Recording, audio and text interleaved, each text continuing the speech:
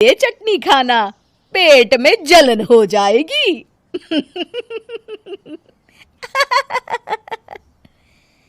इतना कहकर कांता और प्रिया दोनों हंसने लगते हैं। कल्पना सारा दिन या तो मोबाइल में यूट्यूब देखती या फिर सोती रहती। उसका कमरा भी बिखरा और गंदा रहता। एक दिन कल्पना का पति अशोक उससे कहता है, अरे कल्पना, जानवर भी उस जगह को साफ कर लेता है जहां वो बैठता है। तुम तो इंसान हो, कैसे इतने गंदे कमरे में रह लेती हो? देखो, सारा सामान यहाँ वहां बिखरा पड़ा है। ज्यादा अपनी माँ का बोल ना बोलो। हाँ, कमरा तुम्हारा भी तो है, गंदा लग रहा है तो साफ कर लो। पता नहीं तुम्हारे साथ मैं कैसे जिंदगी बिताऊंगा। इतना कहकर अशोक वहां से चला जाता है। कल्पना बस खाना खाने कमरे से बाहर आती और फिर से कमरे में चली जाती। इससे कांता बहन काफी परेशान रहती। एक दिन प्रिया कांता से कहती है, माँ, मैं सारा दिन काम करके थक जाती हूँ। आप कल्पना दीदी से कहिए ना कि सुबह और शाम का काम बांट ले। मैं तो अब सिर्फ एक वक्त का ही काम करूँगी। हाँ। अरे तू वो भी ना करना, एक बहू तो कामचोर थी ही, दूसरी भी आ गई काम ना करने के बहाने लेकर। तभी वहां प्रिया का पति रमेश आ जाता है। माँ, मैं देख रहा हूँ भाभी कोई काम नहीं करती। प्रिया सारा दिन घर और रसोई का काम करती है, अब कुछ करो ना माँ। कांता मन में कुछ सोचती है और कल्पना के पास जाती है।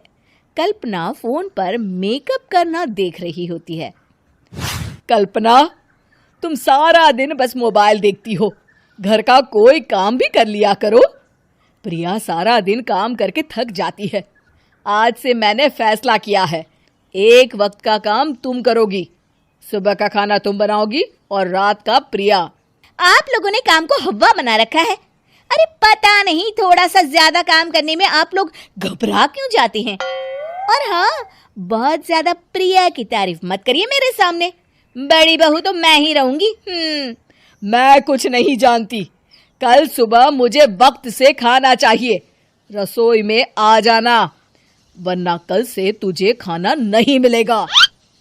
अगली सुबह कल्पना रसोई में नहीं आती है। वो देर से सोकर उठती है और बाहर आकर कहती है, अरे भूख लगी है, आज खाने में क्या है? इतनी देर हो गई, आज किसी ने मुझे उठाया भी नहीं। पता नहीं कहाँ है सब। कल्पना को घर में कोई नहीं दिखता। वो रसोई की तरफ जाती है जहाँ बड़ा सा ताला लगा होता है। अरे, रसोई में ताला? ओ, मैं तो भूल ही गई थी। माँ ने आज से सुबह का खाना मुझे बनाने को कहा था। हे भगवान, इतने लोगों का खाना बनाना क्या आसान है? तभी घर के सारे सदस्य बाहर से वापस आते हैं। वाह माँ जी, मजा आ गया छोले भटूरे खाकर। मेरे मुंह में तो अभी भी स्वाद आ रहा है। अरे कल्पना, तेरे भरोसे रहते तो हम तो भूखे ही रह जाते। कल्पना को बहुत गुस्सा आ जाता है। अब बहुत हो गया, आज से मैं अपनी रसोई अलग कर रही हूँ। मैं अपना खाना खुद बना लिया करूंगी। कल्पना अपनी रसोई अलग कर लेती है, पर आए दिन उसका देर से उठना और काम न करने की आदत से वो भूखी ही रह जाती थी। उसी के सामने घर के लोग अच्छे अच्छे पकवान खाते और कामचोर कल्पना को जैसे तैसे ही खाना बनाकर खाना पड़ता। पर एक दिन तो हद ही हो गई। माँ, दीदी आज सुबह से कमरे से बाहर नहीं निकली, हमें जाकर देखना चाहिए। सो रही होगी कामचोर कहीं की, पर तुम कहती हो तो चलो देख लेते हैं उसे। कल्पना कमरे में पेट पकड़कर बैठी होती है।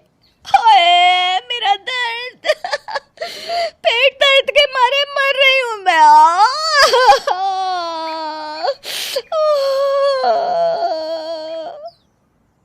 अरे दीदी, क्या हुआ?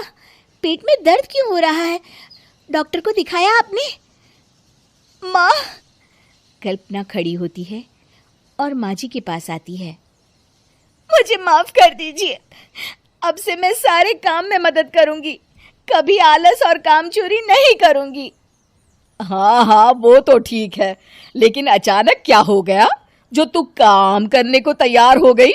कामचोर कल्पना। माँ, लगातार बासी और उल्टा पुल्टा खाना खाने के कारण मेरे पेट में इन्फेक्शन हो गया है। काम न करना पड़े इसलिए मैं 2 दिन का खाना एक दिन ही बना लेती थी। बासी और खराब खाना खाने के कारण लेने के देने पड़ गए। पेट में दर्द हो रहा है। चलो अच्छा हुआ, देर आए दुरुस्त आए।